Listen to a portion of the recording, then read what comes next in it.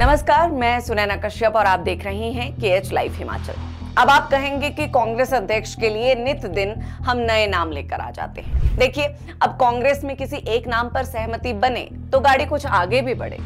चर्चाएं होती जा रही है और लिस्ट में नए नाम शामिल होते जा रहे हैं। अब बारी है विनय कुमार की, जो इस वक्त हिमाचल प्रदेश विधानसभा के उपाध्यक्ष भी हैं। दिलचस्प बात यह है कि विनय कुमार SC कोटे से आते हैं। अब जो दर्शक रोजाना हमें देखते हैं उन्हें मालूम होगा कि हम शुरुआत से ये कहते आ रहे हैं कि कांग्रेस इस बार किसी अनुसूचित जाति चेहरे को प्रदेश अध्यक्ष की कमान सौंप सकती है। इसमें विनोद सुल्तानपुरी का नाम लगभग फाइनल हो चुका था, मगर फिर एक धड़े ने आपत्ति जताई और सुल्तानपुरी भी अब इन वेटिंग लिस्ट में चले गए। अब इसे एक तरह की रेस ही मान लीजिए, जिसमें कांग्रेस के कई नेता भाग लिए बैठे हैं। कभी कोई आगे आ जाता है तो कभी कोई। अब आजकल टॉप में विनय कुमार है। सहमति कितनी बनेगी ये हमें नहीं पता, लेकिन गारंटी इस बात की है कि कांग्रेस में आपसी अदावत अब भी जारी है। नेताओं की दिल्ली दौड़ से अब ये तो तय हो गया है कि प्रतिभा सिंह को इस पद से हटाया जा रहा है।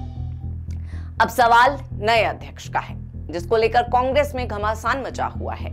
अभी कुछ दिन पहले खबर थी कि तमाम सियासी उठापटक के बाद हाईकमान ने विनोद सुल्तानपुरी के नाम पर सहमति जताई, लेकिन हॉली लॉज को सुल्तानपुरी के नाम पर शायद ऐतराज था। लोक निर्माण मंत्री विक्रमादित्य सिंह ने कहा था कि कांग्रेस अध्यक्ष कोई दमदार और मजबूत नेता होना चाहिए और कोई रबर स्टैंप नहीं चलेगा। मजबूत नेतृत्व क्षमता रखने वाले नेता को ही प्रदेश अध्यक्ष बनाया जाना चाहिए। उनके इसी बयान का समर्थन खुद प्रतिभा सिंह ने भी किया था और पूर्व प्रदेश कांग्रेस अध्यक्ष कुलदीप राठौर ने भी। इसके बाद फिर कांग्रेस छिन्न भिन्न हुई।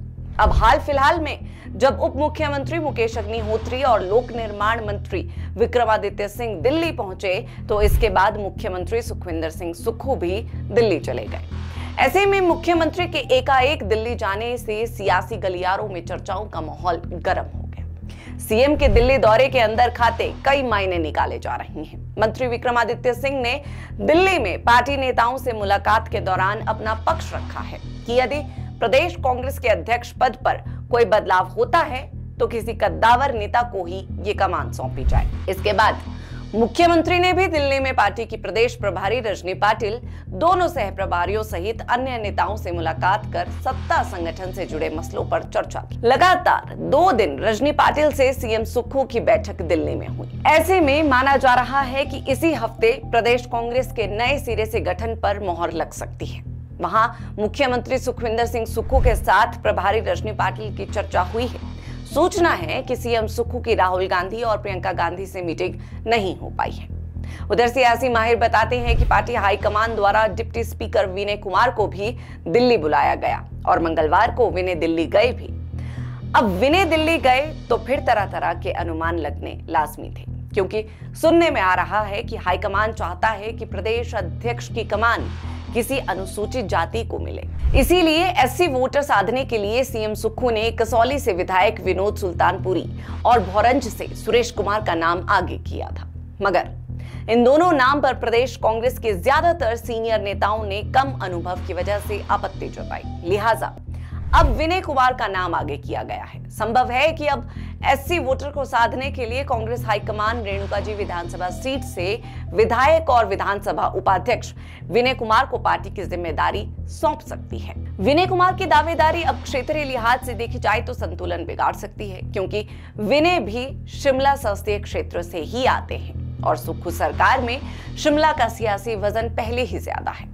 अब जातीय फैक्टर के हिसाब से देखा जाए तो विनय कुमार मजबूत दावेदार हैं। इसके अलावा विनय कांग्रेस के वर्किंग प्रेसिडेंट भी रह चुके हैं। कांग्रेस हाईकमान ने अप्रैल 2022 को जब प्रतिभा सिंह को प्रदेश अध्यक्ष बनाया था, तभी विनय कुमार को वर्किंग प्रेसिडेंट बनाया गया था।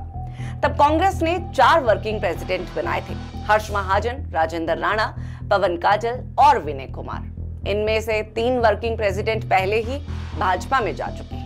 अब इकलौते विनय कुमार बचे हैं। सिरमौर के विनय कुमार पूर्व वीरभद्र सरकार में CPS भी रहे हैं। क्षेत्रीय और जातीय फैक्टर को साइड रखकर अब अगर सियासी संतुलन बनाने के फैक्टर पर गौर करें तो विनय कुमार पर सीएम सुक्खू के खेमे को शायद आपत्ति कम हो। हॉली लॉज विनय के साथ दिख रहा है और विनय की नजदीकी अग्निहोत्री से भी ज्यादा है। अब अगर आलाकमान भी विनय को हरी झंडी दिखा दे तो शायद कुछ बात बन जाए। अब ये तो स्पष्ट है कि 2027 के विधानसभा चुनाव में कांग्रेस एससी कार्ड खेलना चाह रही है। अब प्रदेश में 68 विधानसभा सीट हैं, जिनमें से 20 सीटें आरक्षित हैं, जिसमें अनुसूचित जाति वर्ग के लिए आरक्षित सीटों की संख्या 17 है, जबकि अनुसूचित जनजाति वर्ग के लिए 3 सीटें आरक्षित हैं। हालांकि क्षेत्रीय असंतुलन और शिमला क्षेत्र का वर्चस्व चिंता का विषय हो सकता है, लेकिन अगर हाईकमान एससी कार्ड और अनुभव को प्राथमिकता देता है तो विनय कुमार की ताजपोशी लगभग तय मानिए। अब फैसला कांग्रेस हाईकमान के पाले में है। क्या वो संगठन को स्थायित्व देने के लिए एक अनुभवी, संतुलित और जातीय रूप से उपयुक्त चेहरा चुनेंगे, या फिर पार्टी के अंदरूनी अदावत ही फैसले को लंबा खींचेगी? बहरहाल आज की इस चर्चा में इतना ही। इस पूरी चर्चा पर आप सभी की क्या राय है, यह हमें कमेंट कर जरूर बताएं।